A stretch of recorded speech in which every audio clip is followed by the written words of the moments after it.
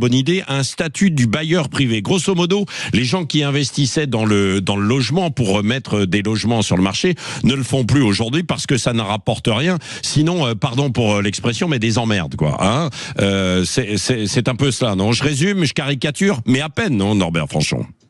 Alors, sur les solutions, je pense que vous abordez les solutions. Après, la caricature, je suis un peu contre, parce que n'oubliez pas que quand vous achetez un logement, vous avez un effet de levier quand vous le louez. C'est-à-dire que vous mettez 10 à 15% du prix du logement et c'est quelqu'un d'autre qui va payer votre logement. Vous faites à crédit. Un investissement à crédit payé par quelqu'un d'autre, il n'y en a pas beaucoup. Alors, il y a la rentabilité, vous avez raison, mais si on veut relancer la production de logements, il y a deux mesures. Une mesure fiscale, il faut aider les propriétaires, qu'ils soient occupants ou investisseurs. Et donc là, on a besoin d'un ministre qui négocie avec Bercy. Et c'est ce que vous évoquez sur le statut du bailleur qui concernait le neuf et l'ancien. Mais on sait tous qu'on a un problème de budget, d'équation économique.